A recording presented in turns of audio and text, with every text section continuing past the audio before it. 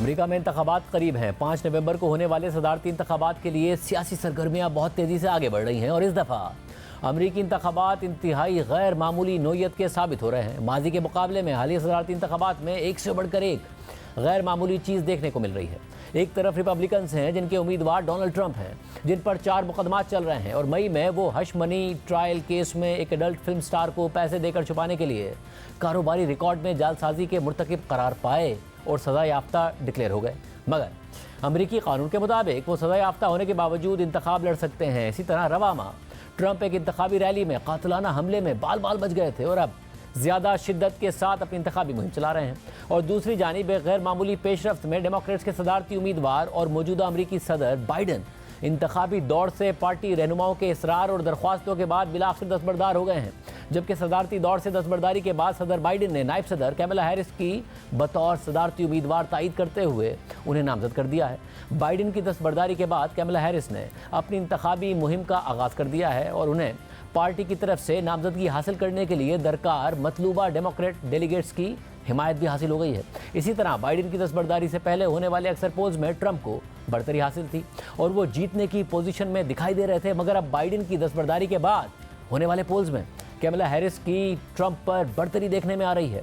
जबकि Kamala Harris ने अपनी इंतखाबी मुहिम का आगाज़ भी कर दिया है। कल उन्होंने पहली बार इंतखाबी रैली से खिताब किया है जिसमें उन्होंने सदारती इंतखाब जीतने का दावा करते हुए ट्रंप पर एक बार फिर शदीद तनकीद की है। जबकि इतवार को सदर बाइडन की जानिब से सदारती इंतखाब में उनके नाम की तायद के बाद पीर को अपने इंतखाबी मुहिम के हेडक्वार्टर में शुरा से खिताब करते हुए कैमला हैरिस ने ट्रंप को दरिंदा और फ्रॉड करार देते हुए कहा था कि उन्होंने बतौर प्रोसिक्यूटर दरिंदों, फ्रॉडियों और धोखेबाजों को सज़ा दिलवाई है।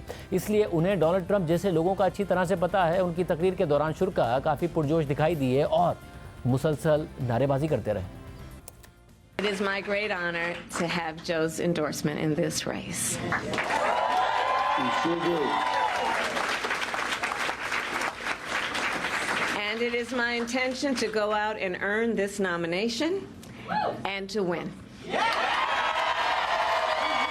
You know, as many of you know, before I was elected as Vice President, before I was elected as United States Senator, I was the elected Attorney General, as I've mentioned, of California, and before that I was a courtroom prosecutor. In those roles, I took on perpetrators of all kinds. Predators who abused women, fraudsters who ripped off consumers, cheaters who broke the rules for their own gain. So hear me when I say, I know Donald Trump's type. And in this campaign, I will proudly put my record against his. As a young prosecutor, when I was in the Alameda County District Attorney's Office in California, I specialized in cases involving sexual abuse. Donald Trump was found liable by a jury for committing sexual abuse.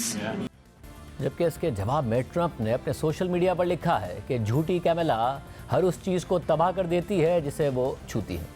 जबकि अमरीकी media के मुताबिक Kamala Harris का नाम सामने आने के बाद डेमोक्रेट्स के कैंप में नया जोश देखने को मिल रहा है और कैमला हैरिस को बाइडन की दस्तबरदारी के बाद ट्रंप पर नए पोल्स में भी बढ़तरी हासिल हो गई है।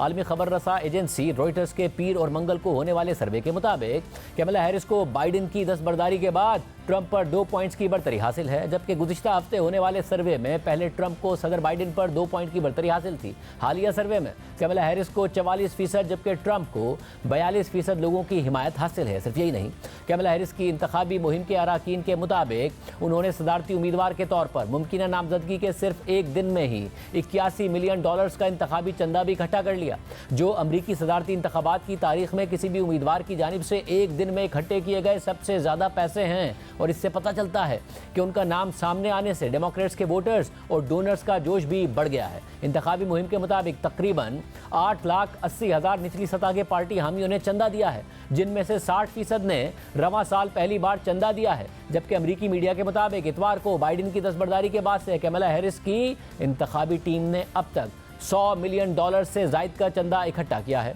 इसी तरह दस्तबरदारी के बाद बाइडन ने अपनी इंतखाबी मुहिम के दौरान इकट्ठे किए गए तमाम फंड्स भी कैमला हैरिस को मुंतकिल कर दिए थे।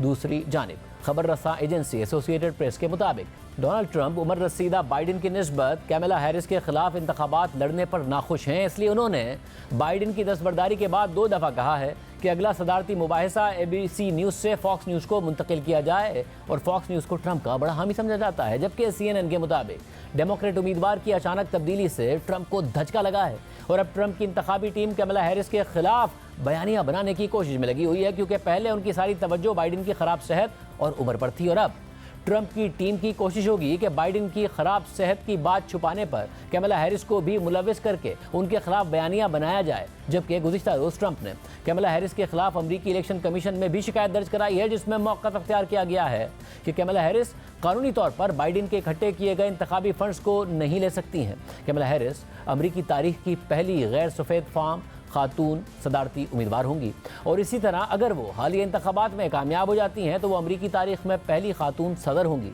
और इसी तरह वो 200 साल से भी तवील अमरीकी इंतखाबी तारीख की 5वीं ऐसी सदर होंगी जो नायब सदर होते हुए सदारती इंतखाब जीतेंगी, क्योंकि उनसे पहले सिर्फ 4 सिटिंग नायब सदूर सदारती इंतखाबात जीत सके हैं।